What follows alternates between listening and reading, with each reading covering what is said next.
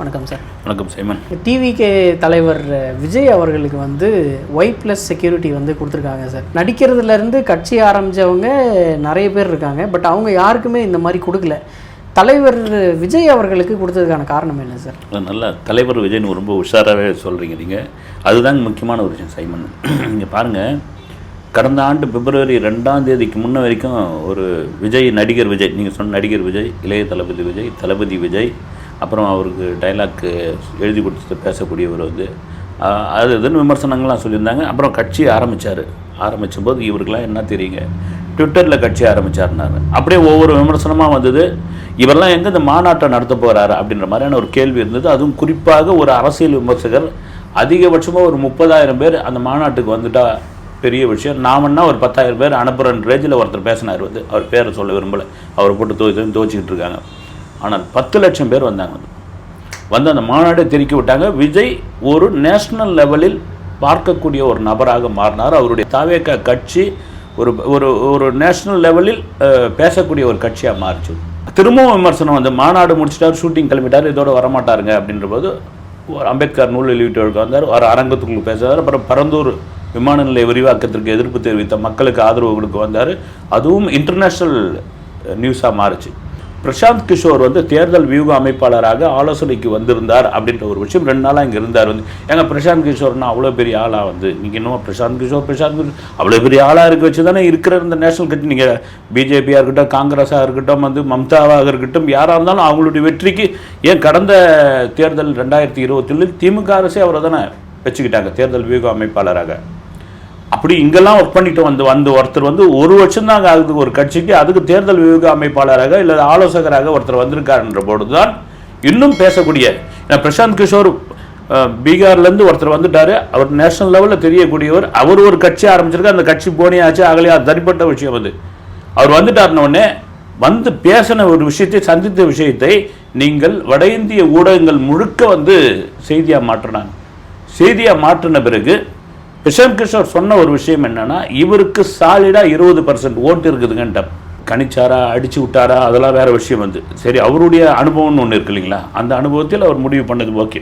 இந்த 20% ஓட்டு அப்படின்ற ஒரு விஷயம்தான் பல பேருக்கு காண்டாகிப்போச்சு, பல கட்சிகளுக்கு வைத்தறிச்சல் ஆகிப்போச்சு. என்னையா காலகாலமாக அரசியல் பண்ணிக்கிட்டு இருக்கோம், காலகாலமாக போஸ்ட் ஓட்டிருக்கோம், காலகாலமாக கோஷம் போட்டுக்கிட்டு இருக்கோம், நமக்கெல்லாம் இல்லாத ஒன்று இப்போ வந்து இவருக்கு வந்துடுச்சு அப்படின்ற ஒரு விஷயம். கடந்த சில நாட்களுக்கு முன் ஒரு ட்விட்டர் ஸ்பேஸில், அதில் என்ன ஸ்பேஸ்ன்னு தெரியல, ஒரு நாள் போனால் வந்து குடிச்சிட்டுலாம் சில பேர் பேசுகிறாங்க. அது உள்ளே வந்து கண்டபடி பேசிக்கிட்டு இருக்காங்க, காது கொடுத்தே கேட்க முடியல. அதில் வந்து நாமக்கல் பகுதியில் விஜய் வந்து மார்ச் மாதம் நடைபயணம் வருவார், நம்ம வந்து அழுகின முட்டைகளை வந்து ஒரு லோடு வச்சுருந்து அவர் மேலே அடிப்போம் அப்படின்ற மாதிரி சொல்லிட்டு சிரிக்க ஆரம்பிக்கிறாங்க.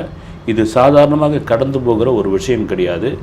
இது மத்திய உளவுத்துறை, உள்துறை வரைக்கும் பேசப்பட்ட ஒரு விஷயமாக மாறின பிறகுதான் ஒரு செல்வாக்குள்ள ஒரு நபருக்கு, அவர் யாராக இருந்தாலும் சரி, ஒரு மாநிலத்தில் ஒரு செல்வாக்குள்ள நபர்களுக்கு பாதுகாப்பு கொடுக்க வேண்டியது மத்திய அரசுடைய ஒரு கடமை உண்டு. அதில் இவ்வளோ செல்வாக்குள்ள ஒரு நபர் ஒரு நடைபயணத்தை தொடங்க போகிறார். தொடங்கிறதுக்கு முன்னாடி இது மாதிரியான வந்து அவருக்கு வந்து ஒரு அச்சுறுத்தல், எச்சரிக்கை இதெல்லாம் வரும் பொழுது அவருக்கு பாதுகாப்பு கொடுத்துன்னு இந்த Y பிரிவு பாதுகாப்பு அதற்காக அவருக்கு கொடுத்துருக்காங்க. சார், நிறைய பேர் வந்து கமெண்ட் பண்ணுறது என்னென்னா, சென்ட்ரல் கவர்மெண்ட் வந்து விஜய் சாரோட ஆக்டிவிட்டீஸை வந்து மானிட்டர் பண்ணுறதுக்காக தான் இந்த செக்யூரிட்டியே கொடுத்துருக்காங்க அப்படின்ற மாதிரி ஒரு கமெண்ட்டை வைக்கிறாங்க சார். இவங்க ஒரு செக்யூரிட்டி கொடுத்து தான் மானிட்டர் பண்ண வேண்டிய அவசியமே கிடையாது. அவங்க நினைச்ச ஒரு இந்தியாவே ஆளக்கூடிய ஒரு ஒரு அரசாங்கம் வந்து, அது எந்த அரசாங்கமாக இருந்தாலும் அவங்க ஒருத்தர் மானிட்டர் பண்ணுறதுக்கு அவ்வளோ ஒன்றும் பெரிய கஷ்டமான 7 மலை தாண்டி 7 கடல் தாண்டி ஒரு கிளிக்குட்டையில் இருக்கிற வயிற்றுக்குள்ளே இருந்தால் எடுத்துன்னு வர போகிறாங்க. வந்து ஈஸியாக மானிட்டர் பண்ணலாம். அவங்க கட்சிக்குள்ளேயே ஒரு ஆள் உள்ளே வந்து ஸ்லீப்பர் செல்லாக கூட இறக்கலாம்.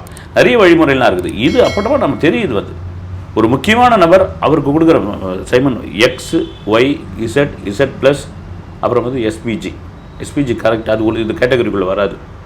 X பிரிவு வந்து நிறைய பேர் இங்கேயே நம்ம மாநிலத்திலே பார்க்கலாம். வந்து ஒரு போலீஸ்காரர் வந்து துப்பாக்கி வச்சுருப்பாங்க. Yயில் வந்து கிட்டத்தட்ட ஒரு 8 முதல் 12 CRP வீரர்கள் இருப்பாங்க. அந்த வீரர்கள் இருப்பாங்க. அவங்களும் பார்த்திங்கன்னா அந்த இப்போ விஜய்னு வச்சுங்க, அவருடைய வீடு, அவருடைய அலுவலகம், விஜய் எங்கெல்லாம் பயணப்படுகிறாரோ அங்கே எந்திர துப்பாக்கி, AK-47 துப்பாக்கியோடு அவங்க இருப்பாங்க. வந்து இருப்பாங்க. அதுக்கடுத்து Z வந்து அது முக்கிய தலைவர்கள், மத தலைவர்கள், முன்னாள் அமைச்சர்கள், மத்திய அமைச்சர்கள், இவங்களாம் வந்து. Z+ பார்த்திங்கன்னா வந்து உச்சநீதிமன்ற நீதிபதிகள், அப்புறம் வந்து முன்னாள் பிரதமர்கள், உள்துறை அமைச்சகத்தில் முக்கிய செயலாளர், உள்துறை அமைச்சகர் இவங்களுக்கெல்லாம் உண்டு வந்து, கவர்னருக்கே அது உண்டுன்றாங்க வந்து. அது ஒரு பக்கம். அது இதில் வந்து எஸ்பிஜி வந்து பிரதமருக்கு மட்டும், ஸ்பெஷல் ப்ரொடெக்ஷன் குரூப் வந்து. அதில் பிரதமருடைய குடும்பம், அவருடைய இல்லம், வீடு இதெல்லாம் வரும். இதில் ஒரு முக்கியமான ஒரு விஷயம் இதில் சொல்லி ஆகணும் என்னென்னா, இந்த எஸ்பிஜி வந்து முன்னாள் பிரதமர்களுக்கு சில காலம் அதை கொடுப்பாங்க வந்து. அப்போ சோனியா காந்திக்கும் ராகுல் காந்திக்கும் காங்கிரஸ் தலைவர், அதை தாண்டி பார்த்திங்கன்னா நமது முன்னாள் பிரதமர் ராஜீவ்காந்தி அவர்களுடைய குடும்பத்தை சேர்ந்தவர் அப்படின்ற முறையில் கொடுத்துருந்தாங்க. ஒரு கட்டத்தில் அவங்க வேணான்னு கூட சொல்லிட்டாங்க வந்து, எங்களுக்கு வேணாம், நாங்கள் வந்து சாமானிய மக்கள் கூட, ராகுல் காந்திலாம் நான் சாமானிய மக்கள் கூட போகிறேங்க, எங்களுக்கெல்லாம் வேணாம் விட்டு. குறிப்பாக முன்னாள் பிரதமர் ராஜீவ்காந்தி அவர்களுடைய அந்த துயர் மரணத்திற்கு பிறகு தான் இந்த எஸ்பிஜி அப்படின்ற ஒரு பிரிவே ஒன்று ஆரம்பித்தாங்க வந்து. அது ரொம்ப முக்கியமான ஒரு விஷயம். அது அந்த ஸ்பெஷல் ப்ரொடெக்ஷன் குரூப்பே அதனால தான் வந்து. நீங்கள் பிரதமர் கூடலாம் பார்த்தீங்கன்னா கிளாஸ் போட்டுக்கிட்டு அப்படி சூட்கேஸ் மாதிரி வச்சுட்டுருவாங்க பாருங்க. அது ஒரு இது நம்ம ஹாலிவுட் படங்களில் வர மாதிரி வந்து, அது மாதிரி அதில் உருவாக்கப்பட்டது தான் அவங்க. இதனால் இந்த பாதுகாப்பு படை இந்த பிரிவை பற்றி நாம் விமர்சனம் செய்யறதுக்கு, இப்படிலாம் உளவு பார்க்கணும், ஏன்னா இது வர்றது உளவு பார்க்கறதுக்கு அப்படின்றாங்க. அப்புறம் இதுலாம் கூட பரவாயில்ல சைமன் வந்து, இவர் வந்து விஜய் வந்து சங்கி, அதனால தான் மத்திய அரசு வந்து அடுத்த கேள்வி இல்லை, நீங்கள் கேள்வி கேட்கறதுக்கு முன்னாடி நான் சொல்லிடுறேன். நான் வந்து ஏன்னா பிரசாந்த் கிஷோர் வந்து சந்திச்சு உடனே சங்கின்னு வந்துட்டாங்க வந்து. லயோலா காலேஜ் ஒரு கருத்து கணிப்பு சொன்னால் பாவாடன்றாங்க வந்து. அப்போ என்னதாங்க பண்ண முடியும் அரசியல்? அதெல்லாம் ஒன்றுமே பண்ண முடியும், சொல்ல தான் செய்வாங்க வந்து. விமர்சனங்கள் வருதான் செய்யும். தேர்தல் நெருங்க இன்னும் கடுமையான விமர்சனங்கள் வரும், இன்னும் கடுமையான தாக்குதல் வரும். அதெல்லாம் தாண்டி தான் ஆகணும், அதெல்லாம் கடந்து தான் போயணும். அதைத்தான் விஜய் செய்து கொண்டு இருக்கிறார்.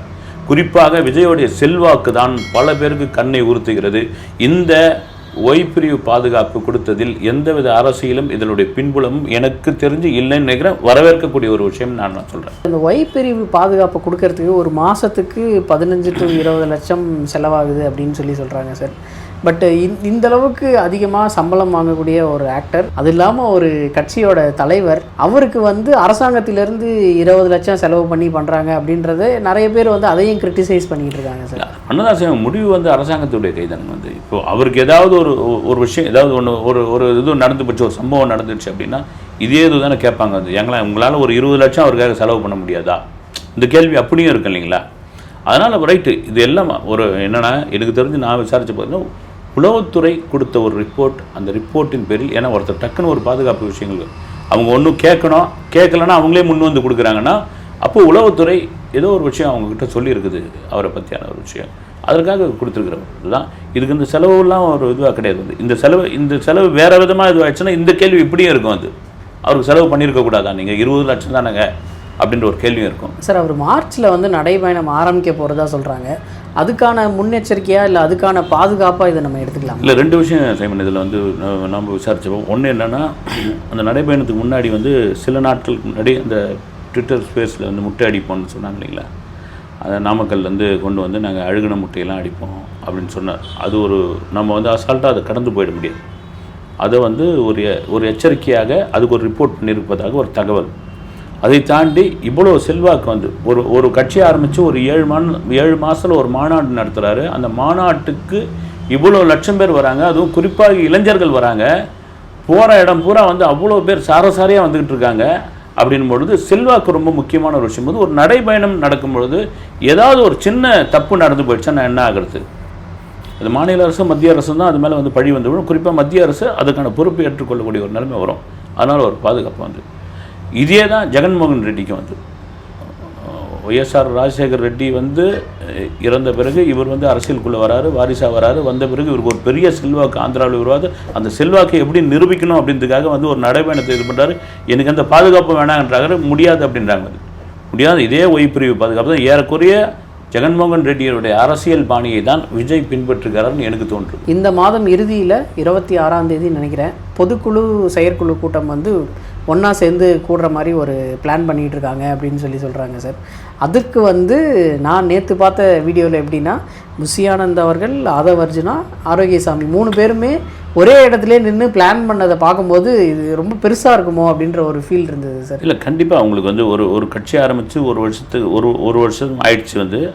அது 2ஆம் ஆண்டு ஒரு விழாவை கொண்டாடி இருக்கணும், அதை கொண்டாட போகிறாங்க. அதை தாண்டி வந்து எப்போ நீங்கள் வந்து செயற்குழு கூட்ட போகிறீங்க, எப்போ பொதுக்குழு கூட்ட போகிறீங்க? செயற்குழு கூட ஒன்றும் கூட்டல, பொதுக்குழு அதுக்கப்புறம் ரெண்டுத்தையும் ஒன்றாவே கூட்டுறோம் அப்படின்னு. ரொம்ப முக்கியமான ஒவ்வொரு கட்சிக்கும் ஒரு பொதுக்குழு தான் ரொம்ப முக்கியமான ஒரு விஷயம். நீங்கள் செயற்குழுவை தாண்டி பொதுக்குழுவில் தான் அவ்வளோ பேர் வந்து அவ்வளோ ஆலோசனைகள், அவ்வளோ பெரிய இது, அங்கே தான் உங்களுக்கான எல்லா விஷயமும் தெரிய வரும். அப்படிங்கும்போது ஒரு செயற்குழு ஒரு பொதுக்குழுவை வந்து ஒரே இடத்தில் கூட்டுறாங்க. அதோடு சேர்ந்து இந்த 2ஆம் ஆண்டு விழாவையும் வந்து கொண்டாட போகிறார்கள் அப்படின்றது வந்து விஜயோடைய அந்த தாவேக்கானுடைய வளர்ச்சி இருக்கு இல்லைங்களா, அது இப்போ வந்து ஸ்பீடில் கிளம்பிடுச்சுன்னு அர்த்தம். அதற்கு முக்கிய காரணம் ஆதவ் அர்ஜுனா, குறிப்பாக ஜான் ஆரோக்கியசாமி, புஷ்ய ஆனந்த், இவர்கள் எல்லாம் ஒன்று சேர்ந்ததுனால தான் இந்த வேகம் வந்து பிரசாந்த் கிஷோர் அவர்கள் வந்து பார்த்ததுக்கு அப்புறம் தான் இந்த அளவுக்கு வேகமாக செயல்படுறாங்களோ அப்படின்ற மாதிரி. ஆமாம் சைமன், நான் வந்து சில நிர்வாகிகள் தாவேக்காக்குள்ளே இருக்கிற சில ஆலோசகர்களிடம் கேட்கும்போது நீங்கள் சொன்னது முதல் நாள் வந்து இங்கே ஒரு பேச்சுவார்த்தை விஜய் வீட்டில் நடந்தது. அங்கே ஒரு ஜென்ரலான ஒரு விஷயமா பேசிட்டு அதன் பிறகு ஆதவ் அர்ஜுனா வீட்டில் ஜான் ஆரோக்கியசாமியுடன் புஷ்ய ஆனந்த் இவங்க உட்காந்து பேசின பேச்சில் தான் வந்து உங்களுக்கான செல்வாக்கு எவ்வளோ, உங்களுக்கான வட மாவட்டங்கள் எவ்வளோ இருக்குது, ஜாதி வாரியாக உங்களுக்கு எவ்வளோ இருக்குது, இளைஞர்கள் ஓட்டு எவ்வளோ இருக்குது, நீங்கள் எப்படியாப்பட்டவங்களுக்கு பதவி கொடுத்துருக்கீங்க, உங்கள் கட்சி எந்த தூரம் போய் சேர்ந்துருக்குது, உங்களை நடிகர் விஜயா பார்க்குறாங்களா, தலைவர் விஜயா பார்க்குறாங்களா, இது புள்ளி விவரத்தை பூரா கேட்டு அவர் கொடுத்த ஒரு அறிக்கை தான் அந்த 20% ஓட்டு வந்து. அப்புறம் இந்த கள பணியாற்றத்தெல்லாம் இதெல்லாம் வேலைக்கே ஆகாது. ஏன்னா எலெக்ஷன் ரொம்ப தூரம் இது வந்துடுச்சு, 1 வருஷம் தான் இன்னும் நெருக்கி பிடிச்சிங்கன்னா 1 வருஷம் தான். இந்த 1 வருஷத்துக்குள்ளே நீங்கள் போய் கட்சியை சேர்க்கணும். குறிப்பாக நீங்கள் யாருன்னு போய் தெரியாத மக்களிடம் கொண்டு போய் சேர்க்கணும். அது ரொம்ப முக்கியமான ஒரு விஷயம் மட்டும் தான் ஜெட் வேகத்தில். ஏன்னா வந்து வேலைக்காரன் மூலக்காரன் வாங்குது. இங்கே வேலைக்காரனாக வந்து புஷ்யானந்த் இருக்கார், மூலக்காரனாக ஆதவ் அர்ஜுன் இருக்கார். ரொம்ப அதிகப்படியாக பேசலை. ஒவ்வொரு கட்சியிலும் அது இருப்பாங்க. வந்து 2 பேர் வந்தாங்க. ஒருத்தர் ஸ்மார்ட் ஒர்க்கராக இருப்பார், ஒருத்தர் வந்து ஹார்ட் ஒர்க்கராக இருப்பார். அப்படி இருக்கும் பொழுது பிரசாந்த் கிஷோரிட அந்த ஆலோசனைக்கு பிறகுதான் இந்த டிவிக்கே ஒரு ஜெட் வேகத்தில் தன்னுடைய பயணத்தை தொடர்ந்து இருக்கிறது. அதில் மாற்று கருத்து இல்லவே இல்லை. விஜய் அவர்கள் வந்து வெளியில் வந்து மக்களை சந்தித்தது அப்படின்னு பார்த்தீங்கன்னா அந்த அம்பேத்கர் நூல் வெளியீட்டு விழா, அதுக்கப்புறம் பரந்தூர் தான். இவர் வந்து இந்த 6 மாதங்களில் இந்த 2-3 இடங்களுக்கு தான் போயிருக்காரு. இவர் வெளியவே போக மாட்டேங்கிறாரு. இவருக்கு எதுக்கு Y+ செக்யூரிட்டி அப்படின்னு சொல்லியெல்லாம் நிறைய பேர் கிரிட்டிசைஸ் பண்ணிக்கிட்டு இருக்காங்க. கிண்டல் பண்ணுறது வந்து வெளியிலே போக மாட்டேன்றாரு அப்படின்னா, நீங்கள் அப்படி பார்த்தீங்கன்னா கங்கனா ரணாவத்னு ஒரு நடிகை இப்போ MP ஆகிட்டாங்க. அவங்க அந்த சந்திரமுகி 2 படத்தில் நடிச்சிருக்கும்போது நான் ஷூட்டிங் ஸ்பாட்லாம் போயிருந்தேன். போயிருந்தப்போ நான் வடிவெல்லாம் பார்த்து லாரன்ஸ் எல்லாம் நின்று பேசிகிட்டு இருக்கும்பொழுது அவங்க அப்படி வந்து போயிட்டு இருக்கும்பொழுது பின்னாடியே இருந்தாங்க. அவர் வடிவேல் கிண்டலுக்கு சொல்லிட்டு இருந்தார், நம்ம வரும்போதெல்லாம் பக்குன்னு இருக்குதுன்னாரு. என்னென்ன 2 பேர் துப்பாக்கியோட இருக்குது, மொழி வேறு தெரியாது, நாம் ஒன்று சொல்லி அவங்க ஒன்று சொல்லி பட்டுன்னு எடுத்துட்டாங்களா அப்படின்னாரு. வந்து அதுக்குள்ளே அவர் சொன்னேன், அதெல்லாம் பட்டுன்னெலாம் எடுக்க மாட்டாங்கண்ணே அப்படின்னு. அவங்க என்ன பண்ணாங்க, அப்படி கைண்ணா காமிச்சாங்க. வந்து அப்படி போய் நில்லுங்க, இவங்க இது பண்ணுறாங்கன்னு. இதுக்கு எதுக்கு சொல்ல வரோம்னா, இவங்களுக்கு கூட எதுக்கு துப்பாக்கி ஏந்தியது? இப்போ கங்கனா ரணாவத்துக்கு என்ன பெரிய என்ன வெளியே வராங்க, யாரை அவங்க சந்திக்க போகிறாங்க அப்படின்ற ஒரு விஷயம் யார் MP ஆகாத முன்னுக்கு இருந்தது இல்லைங்களா? அப்படி இருக்கும் பொழுது விஜய் வந்து இன்றைக்கி ஒரு அரசியல் கட்சியோட தலைவராக மாறிட்டார். இன்றைக்கி மக்களை சந்திக்க வேண்டிய ஒரு கட்டாயத்தில் இருக்கார். இது என்ன வேணாலும் கிண்டல் பண்ணிட்டு போவாங்க. வந்து கிண்டல் பண்ணுறதுக்கு தானே ஆள் இல்லை. அதுவும் சோஷியல் மீடியா ஒரு திறந்த வெளியாக இருக்குது இல்லை, யார் வேணாலும் அதில் ஒரு குப்பையை கொட்டிட்டு போகலாம். அதுமாதிரி கொட்டிட்டு போகிறவங்க இருக்காங்க. அடுத்த வீடியோவில் சந்திப்போம் சார். நன்றி சார். வணக்கம்.